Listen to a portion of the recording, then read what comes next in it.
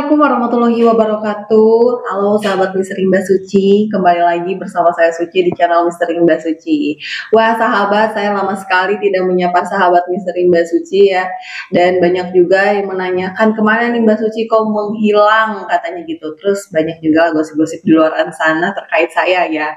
Kemarin terakhir itu saya kedatangan tamu yaitu Mbak Pia Hasbi ya. Terima kasih Mbak Pia udah main ke sini dan kita juga sempat live streaming. Namun sahabat sayang sekali ya karena ada gangguan teknis.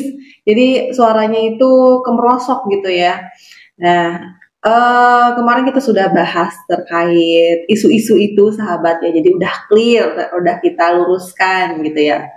Nah, sekarang di sini saya mau bahas lagi nih kasus Subang. Ini saya udah berapa bulan ya nggak bahas kasus ini gitu sahabat, karena memang saya lagi ada kegiatan lain yang akhirnya YouTube-nya jadi tertunda dulu gitu sahabat.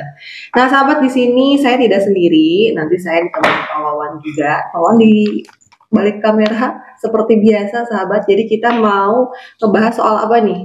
Kenapa P21 lama gitu ya? Ya, minimal ya, kalau ini kan berdasarkan dugaan kita sekaligus temuan di lapangan, kita mau cocokin lah. Jadi kira-kira apa sih fakta-fakta penyidikan yang bisa memberatkan Pak Yosep hingga akhirnya dinyatakan sebagai tersangka dan bahkan bisa dilakukan penahanan ya. Semoga aja ini nanti ada kecocokan nih dengan apa BAP atau apapun itulah yang sudah tertuang di berita acara pemeriksaan masing-masing tersangka dan akan dibawa ke meja persidangan nanti. Iya, betul ya sahabat. Jadi emang sidang P21 ini yang ditunggu-tunggu gitu ya. Cuman kalau untuk jadwalnya kapan belum dapat info ya. Kalau P21 kan sudah, tinggal nunggu persidangan. Iya sahabat, ini saya saking lama tidak ngikutin nih sahabat ya, fokus lagi dagang nih sahabat ya. Ini saya nyempetin waktu, alhamdulillah, karena kemarin juga ya udahlah kita bahas lagi gitu sahabat. Nah sahabat, di sini tuh ada beberapa fakta nih ya, fakta penyidikan yang memberatkan Pak Yosep dan sekaligus sebagai alat bukti penetapan tersangka sebagai dasar kuat untuk melakukan penahanan terhadap Pak Yosep nih sahabat. Oke, jadi kita ini masuk. Balik lagi disclaimer-nya, ini dugaan dan sekaligus ya. Temuan fakta kita di lapangan ya. Ya gitu sahabat, jadi kita tuh mencocokkan gitu ya sahabat. Oke, kita masuk ke fakta yang pertama nih sahabat. Di sini ada keterangan tersangka Danu ya sahabat, yang intinya jelaskan bahwa Pak Yosep ini terlibat langsung dalam pelaksanaan eksekusi kedua almarhumah sahabat ya, kedua korban, seperti dalam rekonstruksi pada saat itu sahabat ya. Lalu fakta yang kedua, adanya noda yang bercampur air ya, darah yang bercampur air gitu sahabat ya, di kaosnya Pak Yosep yang identik dengan darah kedua korban sahabat. Diperkuat lagi oleh ahli forensik Dr. Setia Betaria sahabat. Nah, lalu petunjuk yang ketiga. Untuk petunjuk yang ketiga ini nih, dugaan kami nih ya sahabat ya, terkait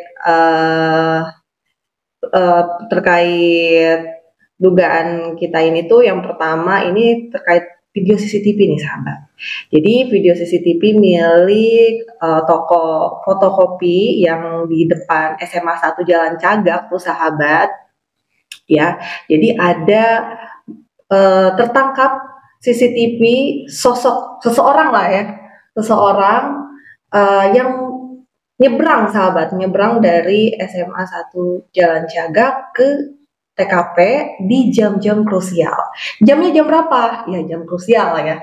Nanti itu bisa sama sahabat aja ini. Bisa seseorang atau dua orang. Iya, jadi sosok lah ya, kita bilangnya sosok gitu sahabat. Nah, di sini sahabat saya beserta Pak Wawan ya ingin sekaligus mengajak diskusi sahabat misteri Mbak Suci nih. Nanti jangan lupa nih sahabat misalkan punya temuan apa, boleh langsung di kolom komentar atau mau langsung DM juga nggak apa-apa. Karena sampai saat ini DM maupun email ke saya pun juga masih berlanjut gitu ya. Kita sebenarnya masih diskusi gitu sahabat, walaupun saya nggak jarang bikin video lagi gitu sahabat ya. Oke sahabat, jadi kita tadi kan yang udah nih ya video CCTV, lalu keterangan saksi anak dari pemilik toko fotokopian itu sahabat ya, itu dia juga yang sempat melihat isi video CCTV tersebut ya sahabat, sebelum diambil oleh petugas kepolisian kurang lebih sekitar 2-3 minggu gitu sahabat ya setelah kejadian. Nah, dan anak tersebut pun juga sudah di BAP. Isi BAP-nya seperti apa? Nah, itu bukan ranah saya, tapi ranah penyidikan gitu sahabat ya. Nah, kita tunggu aja nanti di persidangan gitu sahabat. Nah, lalu untuk keterangan saksi Pak Jajang ya. Jadi pada saat itu saksi Pak Jajang di hari kejadian ya di tanggal 18 Agustus 2021 sedang pada saat itu mengendarai mobil ya, melintas TKP gitu, melintas TKP dan melihat kurang lebih pada saat itu sekitar jam 6 pagi sahabat ya, dan melihat, disebutin aja nggak apa-apa, melihat Pak Y.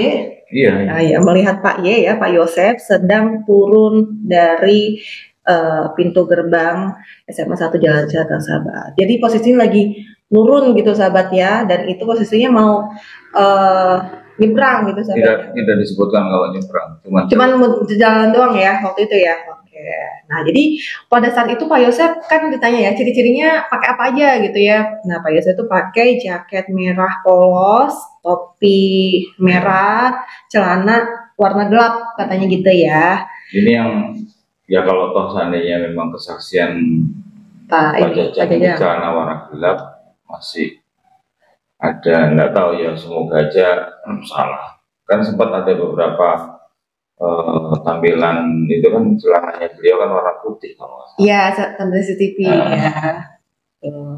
Apa nanti ini akan ya pasti nanti di dalam persidangan akan dicocokin nih, maksudnya dengan benar merah, gelap putih atau sama CCTV tapi ya khawatirnya karena faktor usia juga berpengaruh. Misalnya orang harus mengingat bisa jadi.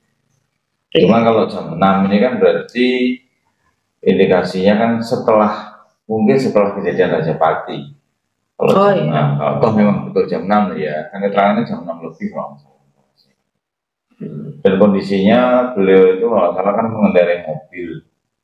Keterangannya kan melihat sosok yang diduga Pak Yosef berada di pintu gerbang, kondisi turun, pakai jaket merah, topi merah, celananya warna gelap, dan sempat melihat mobil Alphard menghadap ke dalam. Ini yang ya semoga aja benar, karena nggak kebayang aja kalau kondisi bawa mobil tapi mesti melihat kanan kiri itu, karena kalau yang betul diduga Pak Yosef kan berarti di sebelah kanan, sedangkan Alphard kan ada di sebelah kiri.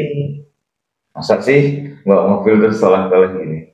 Tapi nggak tahu, mungkin kebiasaan orang kan beda-beda.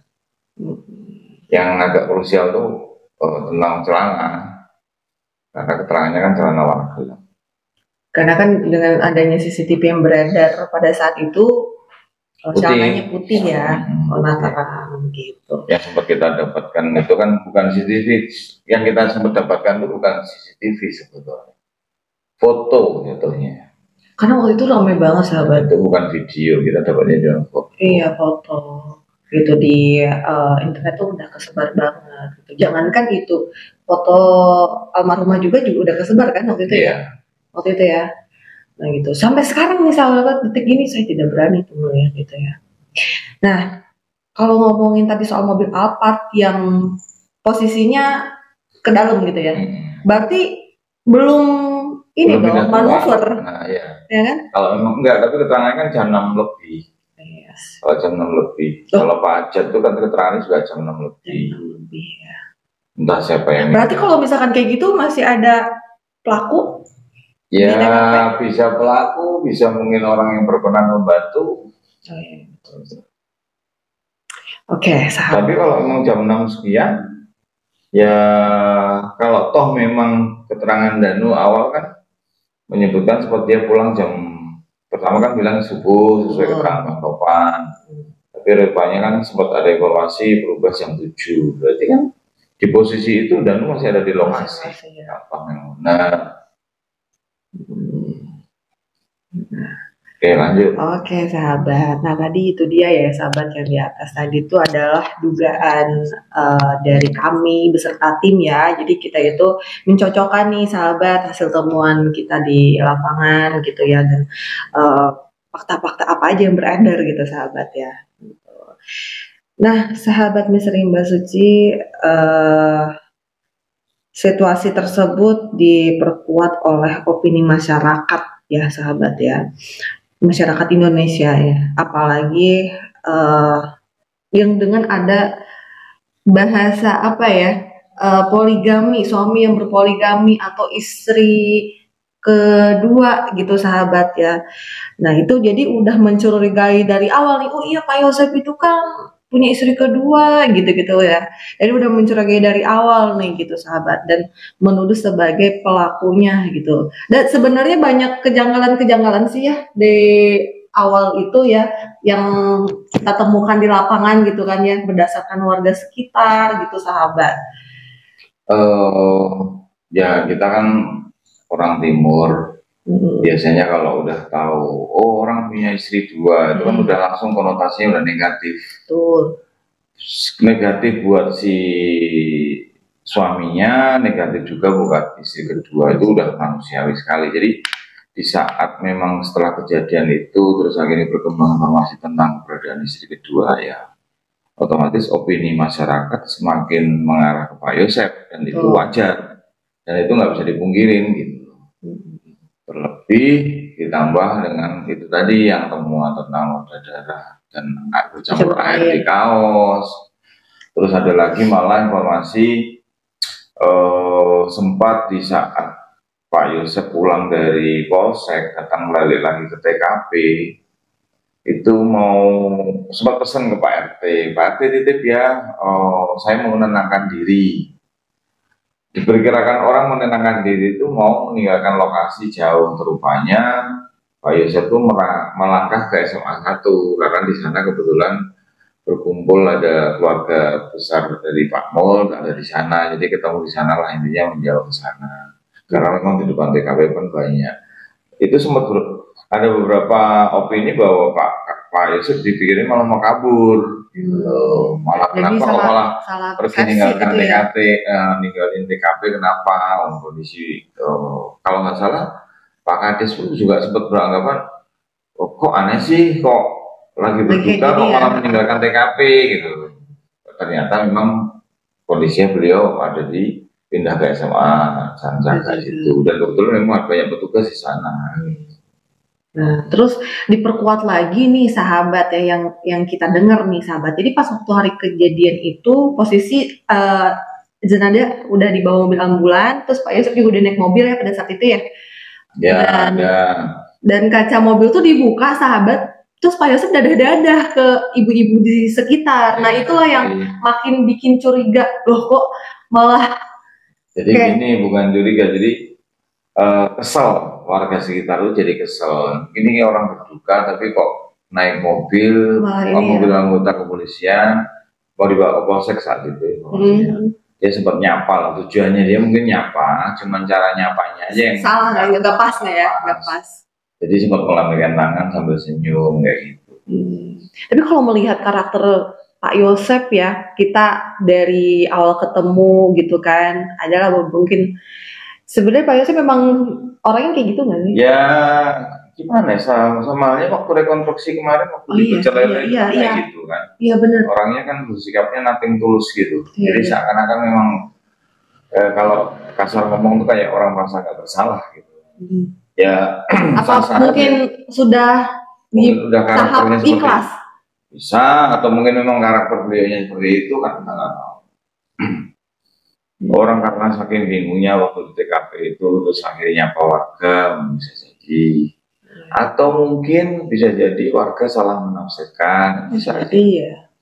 Iya. Tapi memang seperti yang kita dapatkan di lapangan kan, memang dengan beliau saat itu nyapa dari dalam mobil itu kan sempat membuat orang kesel lah intinya. Bahkan disuarakin kalau nggak salah kan, kok aneh sih pergi nyapanya nyampe lambe tangan gitu. Kayak orang nggak susah lah intinya. Iya. Iya, iya, iya. Nah, itulah sahabat Misteri Mbak Suci ya. Lalu tapi entah saya pertegas lagi terkait dengan 3 poin ini, dugaan atau minimal sepertinya fakta penyidikan yang bisa mengarahkan ke Pak Yosef jadi tersangka bahkan penahanan. Saya yakin ini sudah mengarah ke sana memang ketiga-tiganya itu. Satu, keterangan Danu, yang kedua Nundadara, yang ketiga keterangan tambahan keterangan saksi itu. Jadi siapa tadi? Oh, pemilik CCTV ya. Pemilik CCTV itu kan jadi petunjuk lah intinya. Petunjuk tambahan. Adanya CCTV terutama. Saya yakin penyidik mestinya udah ngantongin CCTV yang di fotokopi itu. Setelah itu ditambah dengan BAP pemilik CCTV dan ada tambahan saksi yang melintas TKP itu tadi Pak Jajang. ya. Tapi akan lebih seru lagi sebetulnya, akan lebih kuat lagi atau paling enggak bisa lebih meyakinkan bagi masyarakat umum yang notabene masih banyak tanda tanya itu, bila mana sebetulnya penyidik itu bisa menemukan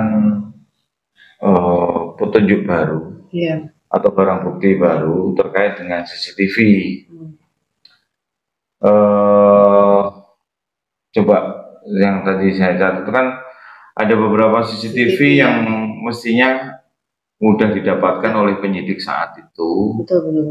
Mungkin salah sebutin satu-satu ya, CCTV yang sekitar warnet. Di saat rekonstruksi kan Pak Yosef pada pertemuan dengan Anu. Yang kedua CCTV yang di depan Pecel Lele, berarti posisi CCTV di masjid. Dan itu kita sempat pernah lihat kan ya? Itu kan di sebelah berhadapan langsung ke Pecel Lele ya. Terus yang ketiga CCTV yang di pertigaan Bandung. Saya yakin di pertigaan Bandung harusnya CCTV itu betul-betul sudah dikantongi oleh penyidik, entah dari Polsek, entah dari Polres atau mungkin Polda Jabar.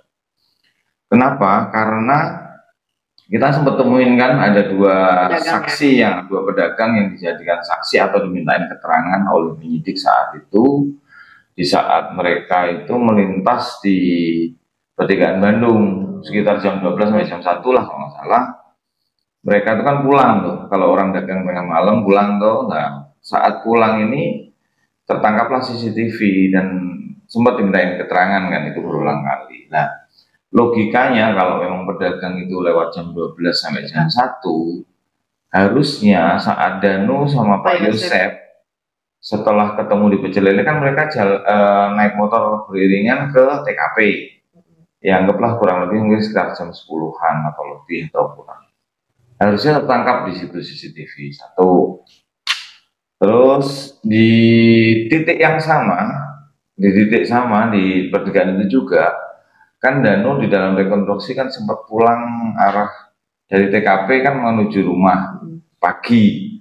Entah itu jam 5 seperti keterangan awal subuh itu, setelah subuh seperti keterangannya Bang Tovan, atau jam 7 pagi. Harusnya itu pun juga akan tertangkap CCTV di pertigaan harusnya. Terus selanjutnya rumah samping Alfamart juga. Nah, selanjutnya yang di rumah samping Alfamart itu sama, malam pun harusnya juga menangkap pergerakan Pak Yosef dan Danu yang beriringan dari Pecel Lele menuju TKP. Begitu juga di saat Danu pulang pagi itu, harusnya nangkep semua itu. Nah, itu kalau seandainya memang betul dikantongin oleh penyidik, wah, sangat bagus sekali kan Pak ya, karena bila mana CCTV dari sekian titik itu misal tidak dikantongi oleh penyidik terkait dengan penampakan kedua orang tersangka tersebut, nah, akan jadi tanda tanya besar. Pertama, tanda tanya besar buat PH-nya Pak Yosef pasti. Yang kedua, masyarakat umum mesti akan bertanya-tanya, kok bisa gitu kan? Karena Ini sudah pertanyakan loh sebetulnya yang iya, terkait CCTV itu yang depan warnet itu kan ada beberapa subscriber kita pun juga iya, ya iya, kan tanya mempertanyakan dan nanti bakal rame di persidangan karena eh, kalau nggak salah informasi yang kita dengar waktu ke lapangan di Ciseti itu kan H+3 itu kalau nggak salah tim dari ya mohon koreksi dan mohon maaf kalau salah. H+3 itu kalau nggak salah tim dari Polda merapat terkait dengan ini CCTV. Jadi intinya ternyata dari tim itu sudah mendapatkan jawaban bahwa CCTV sudah ditangani oleh pihak barat di hari H, jadi 18 siang sore itu sudah ditangani. Cuman ada satu CCTV yang di fotokopi toko fotokopi itu yang memang belum bisa didapatkan 1 kali 24 jam. Jadi memang mendapatkannya itu agak lama kan, nggak tahu durasi 2-3 minggu setelah kejadian kalau nggak salah. Nah itu bicara CCTV itu. Ya. Ini kalau ngomongin CCTV ya, ini juga sebenarnya banyak banget yang nanya juga ke kita terkait CCTV yang mungkin sahabat juga tahu kan ya waktu itu rekonstruksi datangnya Abi dan Arigi juga seharusnya tertangkap CCTV terus Bu Mimin gitu. Nah, itu jangan, jadi kita fokusin Pak Yosep dulu ya. Nanti mungkin next kita akan bahas itu ya. Oke. Terus balik lagi ini kita berharap sih sebetulnya memang apalagi saat press release di Polda Jabar tempo hari itu sebetulnya selain adanya foto-foto rekonstruksi yang bisa ditampilkan oleh pihak penyidik saat itu sebetulnya adanya tampilan CCTV. Itu lebih bagus, tapi nggak tahu lagi memang siapa tahu memang sengaja disembunyikan dan itu akan bisa ditampilkan nanti di persidangan. Nanti kalau toh memang di persidangan memang ada fakta, memang ada muncul gambar keberadaan Pak Yosep dan Danu beriringan dari warnet, dari Pecel Lele menuju TKP termasuk kepulangan Danu, ya udah pasti Pak Yosep pun juga nggak akan bisa mengelak gitu loh. Memang faktanya ada gitu.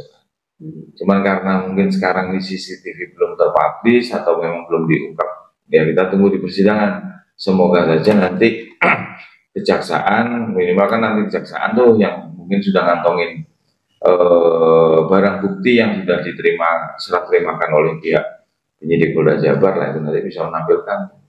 Kalau memang sudah ada dan betul-betul ada, ya alhamdulillah semuanya bisa clear. Karena sampai detik ini saya yakin karena masih banyak masyarakat bertanya-tanya gitu loh, apa ya sih karena keterangan Danu, keterangan noda darah, keterangan saksi, bahkan belum ditemukan alat bukti untuk eksekusi kan. Nah itu kan orang jadi kok bisa sih kan gitu.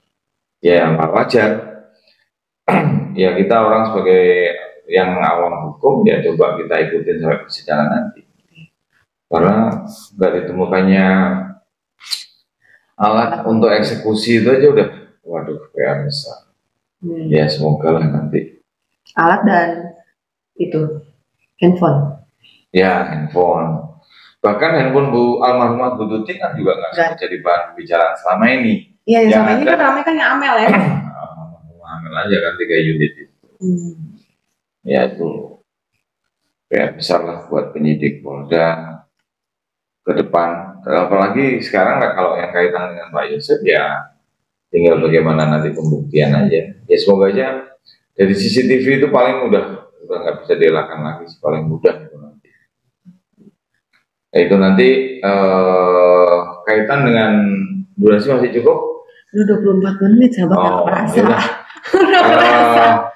Next selanjutnya kita bahas terkait dengan Pak Yosep, tapi yang kaitannya dengan Pak Ujang Jari. Nah, boleh tuh. Nah, sempat ada yang menanyakan terkait kesaksian Pak Ujang nih. Waktu itu ada yang nanyain langsung nih sahabat ke saya. Itu kita bahas part berikutnya aja. Iya, dibilangnya gini, katanya Pak Ujang itu saksi beneran nggak sih? Katanya gitu. Sampai ada yang bilang kayak gitu sahabat. Oke sahabat misteri Mbak Suci, nggak kerasa ya udah 24 menit aja saya diskusi sama Pak Wawan. Nanti kalau misalkan suka seperti ini kita akan diskusi lagi selanjutnya nanti ya kita akan bahas Pak Yosep dan Pak Ujang. Karena banyak keseruan di situ. Nah iya benar-benar. Oke sahabat misteri Mbak Suci, terima kasih banyak, doakan mudah-mudahan saya sehat.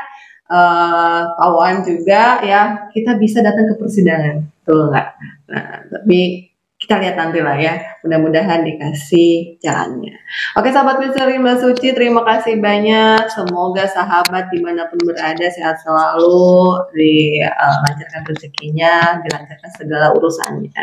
Saya Suci dan Pak Wawan pamit undur diri. Wabillahi taufiq wal hidayah. Wassalamualaikum warahmatullahi wabarakatuh.